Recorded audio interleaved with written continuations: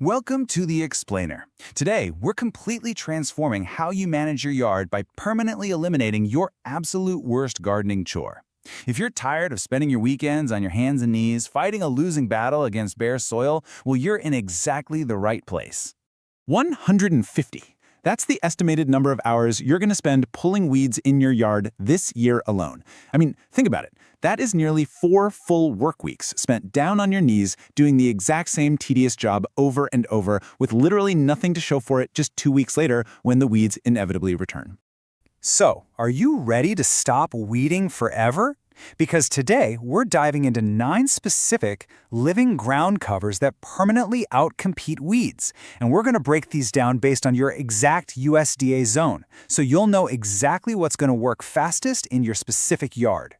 Look, we've got to stop relying on expensive temporary bark mulch. Think about it.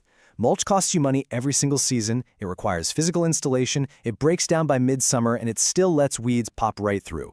But a living ground cover? That is a one-time planting that permanently occupies the soil. It actually improves every single year, and the best part? Zero ongoing cost.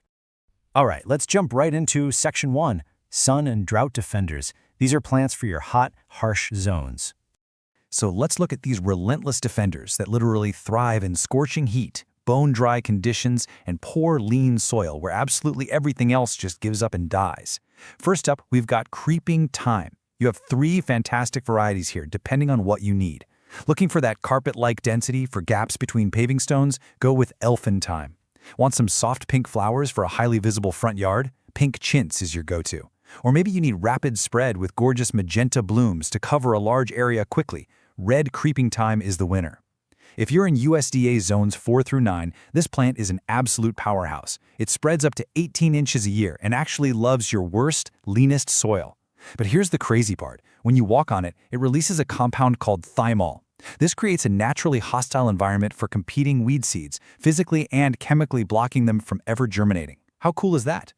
Next up is white clover, which is hardy across almost the entire country, from zones 3 all the way to 10. And the history here is just fascinating. Before the 1950s, clover was actually sold as a premium garden asset. But then there was this massive 1950s herbicide PR campaign that deliberately rebranded it as a weed. Why? Simply because their chemical weed killers happened to kill clover alongside the actual weeds. So decades later, modern gardeners are still out there pulling up a plant that's actually trying to help them out. And speaking of helping you out, the free fertilizer aspect of clover is just incredible. White clover naturally fixes atmospheric nitrogen straight into your soil. Research actually shows that clover-covered ground requires 60 to 80% less nitrogen supplementation. It's literally fertilizing your yard for free, while simultaneously crowding out those pesky weeds right through the summer droughts. Wrapping up our sun defenders, we have sedum, or stone crop. For you gardeners in zones 3 through 9, sedum is the ultimate survivor. Get this, for 400 years, traditional Norse and Germanic builders used sedum to insulate and stabilize the rooftops. It survived those brutal Scandinavian conditions without a single drop of artificial irrigation, just storing water right inside its own leaves. I mean, if it can conquer an unirrigated Scandinavian roof, you better believe it'll effortlessly dominate your hottest, driest, most difficult garden slopes without a single complaint. Moving right along to Section 2, Shade and Slope Conquerors. Let's talk about conquering the dark and dangerous parts of your yard. Because hey, not all bare soil is baking in the sun, right? Let's tackle the absolute hardest areas out there, the dark corners under your trees and those dangerous hard-to-mow inclines.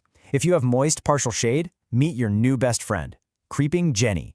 This is the fastest spreading plant on our entire list for zones 3 through 9. Why? Because it roots at every single node. Literally, every time a stem touches the soil, it anchors down and becomes a brand new plant, compounding its coverage exponentially. Plus, the golden form gives you this vivid chartreuse color that genuinely acts like a spotlight, illuminating those dark, washed-out corners under your trees. Next up is ajuga, which you might know as bugleweed. Way back in the 16th century, professional head gardeners planted ajuga specifically to completely eliminate weeding labor in dappled shade. And you have some gorgeous options here. You've got the dramatic near-black, glossy foliage of black scallop, the multicolored burgundy glow, or the rapid coverage and taller spikes of Catlin's giant. In zones 3 through 9, ajuga spreads from every stem all at once, creating this dense, interlocking mat that permanently denies weeds the light they desperately need to survive. Now, if you want a real commercial landscaper's secret, it's Pachysandra. For those of you gardening in zones 4 through 8, Pachysandra gives you 12 full months of continuous evergreen coverage. There are 0 seasonal gaps for weeds to sneak through. It spreads via incredibly dense underground stolons, and it actually thrives in deep shade under deciduous trees, feeding happily off the natural leaf litter that falls on it every single autumn. And for those of you dealing with dangerous steep slopes, seriously, stop trying to push a lawnmower up a crazy incline. Instead, if you're in zones 4 through 9, you can rely on Vinca minor or periwinkle. This plant has been a trusted, shade-tolerant, glossy evergreen in American gardens for 300 years. It roots right at the nodes and locks down slopes flawlessly. It'll even deliver beautiful purple-blue flowers every spring while demanding almost 0 maintenance from you in return. All right, on to Section 3, the ultimate 2-plant system. Here's how we beat the impossible dry shade. So what about the absolute hardest spot in American gardening? I'm talking about that deep, dry shade under mature deciduous trees where you've probably just given up all hope. Well, the answer isn't one plant, it's 2. By combining sweet woodruff with native wild ginger in zones 3 through 7, you create an impenetrable, self-sustaining system.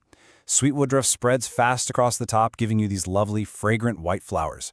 Meanwhile, the wild ginger roots deeper down into the soil, deploying massive heart-shaped leaves that completely block out light at the ground level. Together, they form an absolutely brilliant 2-layer barrier.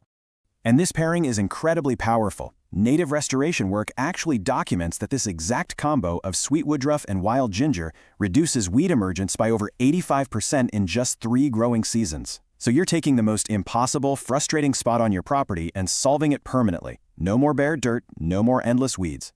Finally, let's hit Section 4, 3 rules for success. This is your blueprint for permanent weed control. Okay, you now have the ultimate plant list. But here's the catch. None of these incredible ground covers will work for you unless you follow this exact blueprint for successful establishment. Step 1, coverage density. You absolutely must plant densely, about 3 plants per square foot. If you go too sparse, weeds are just going to jump right into those gaps.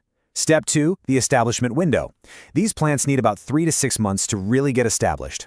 During that window, put down a layer of fine bark mulch between your new plants to protect them from weed competition while their roots are developing. And step 3, edge maintenance.